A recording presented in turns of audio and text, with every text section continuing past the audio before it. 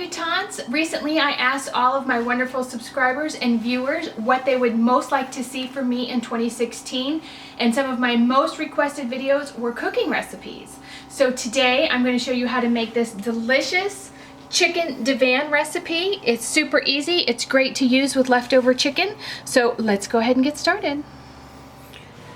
So the Chicken Divan recipe comes out of this cookbook by Katie Lee Joel, The Comfort Table. I think I bought this at a thrift store.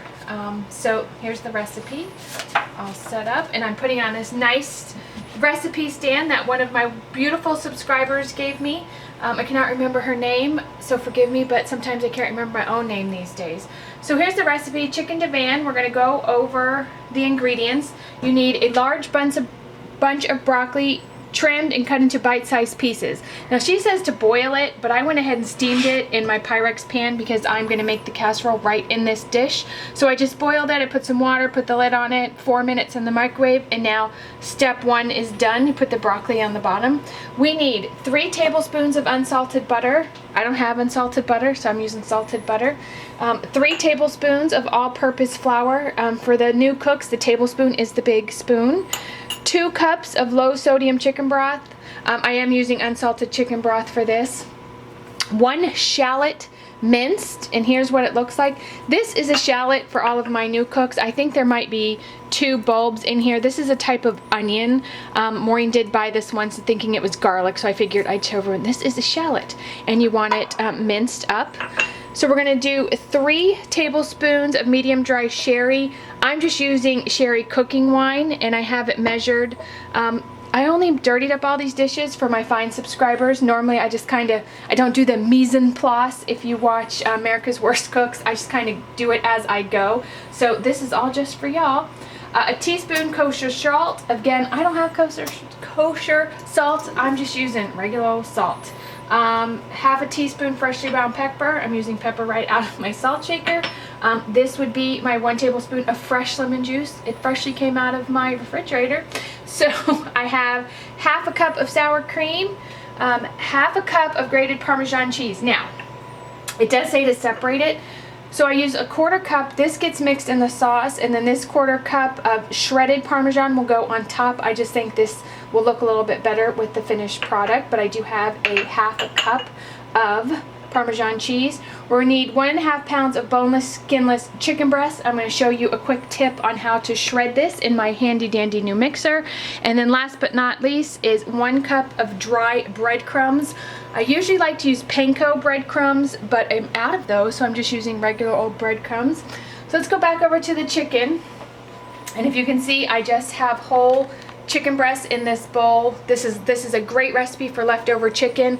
And if you don't want to sit and shred the chicken, you can put it in your stand mixer, hit the feeder, and it will shred it right up for you.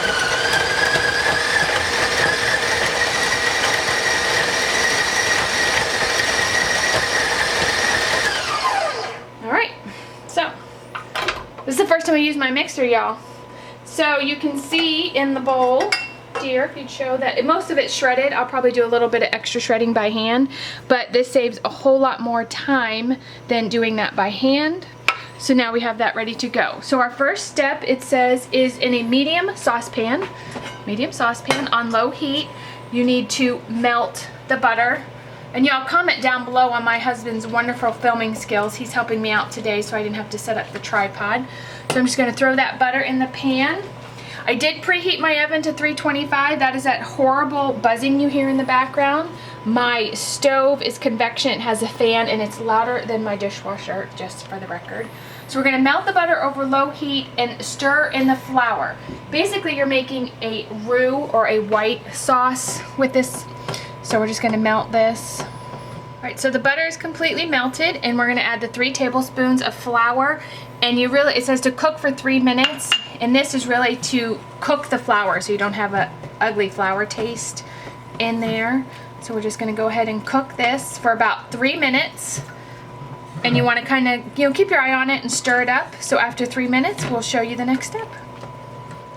Alright, so it's just about time to add the shallots and the chicken broth. We got 23 seconds left. I think I'll just toss those in. So the next step says you cook this for 3 minutes, add the broth and shallots, and increase the heat to bring to a boil. So let's add the shallots. I'm gonna add the chicken broth. Oh, there's the 3 minutes. We're not so far off. We're gonna increase the heat. And now I'm just going to make sure this is incorporated. I'm going to bring it to a boil and let it cook for 10 minutes. And then we will move on to the next step. Really, the sauce is the most labor intensive, but it's not really even difficult. So we're going to let this come to a boil and cook it for 10 minutes. All right, so we've been boiling this for about 10 minutes, stirring occasionally, and you can see how much thicker it's gotten with the chicken broth addition. So we just kind of cook that down, let it thicken. So the next step is to add the sherry, the salt and pepper, and the lemon juice. So I'm gonna add the sherry. This is only a 2 tablespoon measure, so I had to add an extra tablespoon. A tablespoon of fresh lemon juice. And then I went ahead and added the salt and pepper in here so that wouldn't be a hassle. So we're gonna add that into the mix. Get that all stirred up. So we're going to combine this, and the next step says to remove it from the heat and stir in the sour cream and a 1/4 cup of the Parmesan cheese. So the 1/4 cup of Parmesan cheese, I'm going to use the grated Parmesan cheese for that. And then add the sour cream. It's actually much easier having everything ready to go, I must say. You're going to do the dishes, right, honey? No. I thought that was the deal. I cook and you clean. Goodness. So now we're just going to combine these. Don't know why you have to remove it from the heat, but I'm following the directions. So after this is all combined, we have our broccoli all arranged on our Pyrex, and we're going to take half of this sauce and mix it with the broccoli. And then we layer the chicken, and then we layer the rest of the sauce and top it with the Parmesan cheese. So let me get this mixed up, and I will go ahead and knock those things out. So I went ahead and added the shredded chicken, and I actually off camera spun it up some more because it was making so much noise, and I really didn't have to do anything with my fingers. And I actually have enough chicken left over to make some chicken salad, which is great. I just shred the chicken, add some mayonnaise, salt, and pepper, and it's chicken salad. So I'm going to take the rest of this sauce and just pour it right over the top. And if you're wondering, these are Revereware pans that I think I got our 2nd or 3rd year of marriage, and they have been my most favorite pots and pans ever. I actually have picked up a few at thrift stores because I like them so much. So now we're just going to go ahead and spread this sauce all over the top of the chicken. Just like that. So we have broccoli, sauce, and I actually stirred the sauce in with the broccoli, layered the chicken, layered the rest of the sauce on top of that chicken. Now it says to use the breadcrumbs. This is a poor honey has a cold. This is, to me, I think a lot of breadcrumbs. I don't know if I'll use all of these, but it does give the top a nice crunch. So I'm just going to go ahead and shake these breadcrumbs on top. Plus, I'm trying to low carb it, and so far, I'm not doing so great.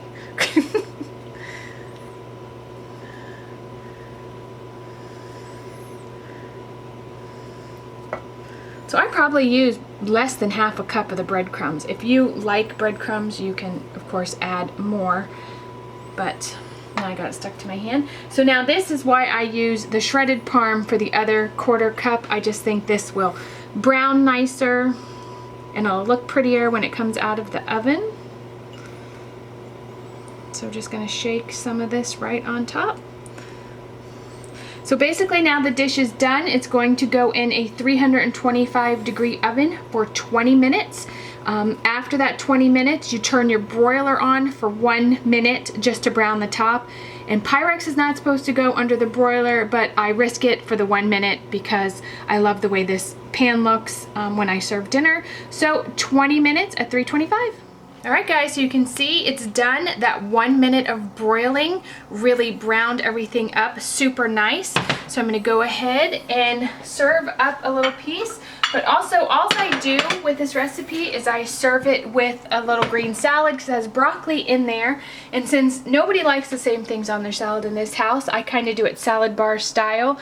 So we can grab our salad and add what we want to it. So this is an easy accompaniment with the Chicken Divan. I gotta get a spoon, my love. Don't look at my dirty drawer.